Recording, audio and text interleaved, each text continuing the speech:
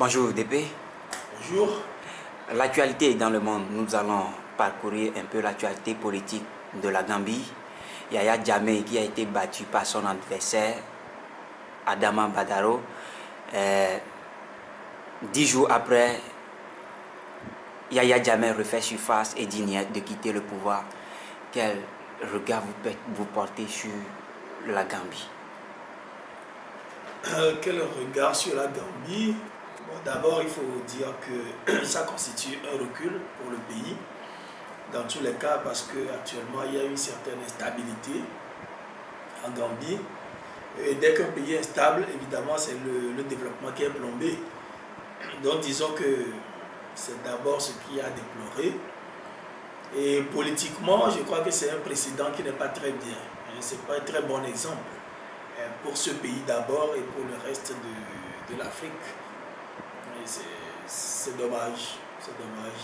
Mais il faut dire aussi que Yaya Jammeh a d'abord accepté sa défaite et après il s'est ravisé parce qu'il en a les moyens.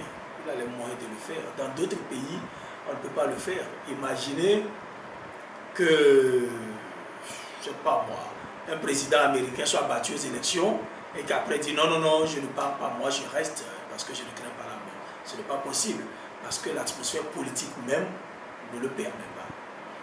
Disons alors que c'est une tare des pays africains, on n'a pas des institutions fortes.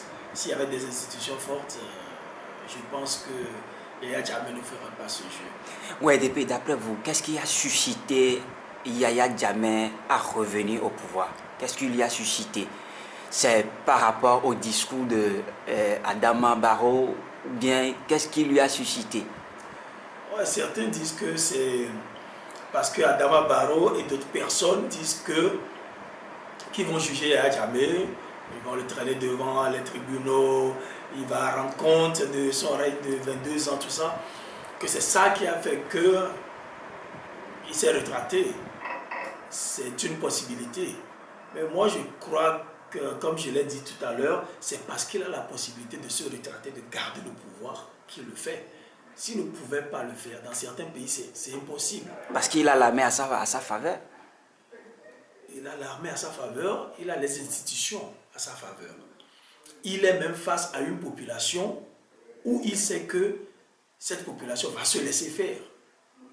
Dans d'autres pays, quand vous voyez le tempérament de la population, vous ne pouvez même pas oser ça. Des pays comme l'Allemagne, la France, l'Angleterre, vous imaginez quelqu'un faire ce scénario? Ce n'est pas possible. Donc nous sommes devant un pays où les institutions sont faibles et le monsieur, il en profite de façon éhontée. Supposons que Adama Barrow ait félicité Yaya Jammeh, lui ait garanti la liberté et tout. Vous pensez que c'est pour ça qu'il ne va pas se retracter? Moi, je ne crois pas. Et ce monsieur est une tête brûlée, il fait ce qui lui vient, ce qui lui passe par la tête, et il a réagi comme cela. Mais je suis d'accord avec vous que Adama Barrow aurait dû essayer de le rassurer, de le qualifier, de dire que c'est un grand homme qui vient de poser un grand geste.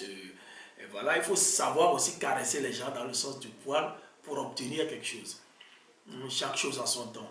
Mais ceux qui disent qu'ils vont juger Yaya Jammeh, est-ce qu'ils ont les moyens de le juger?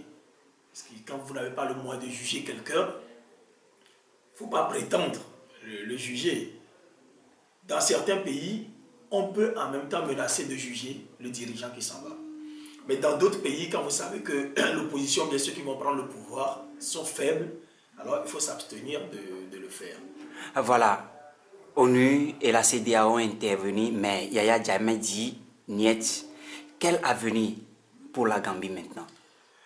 L'avenir, moi je ne peux pas vous le dire parce que je n'ai pas une boule de cristal magique où je vois ce qui va se passer dans une semaine ou dans un mois. Mais il faut dire quand même que l'avenir est quelque part hypothéqué.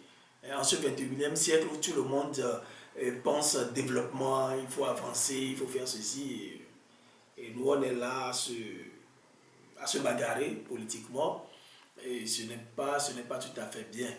Mais comme je l'avais dit avant, ceux qui ont prétendu qu'ils allaient juger et Yaya Jammeh et tout ça, moi je leur donne aussi un peu tort, hein, comme vous.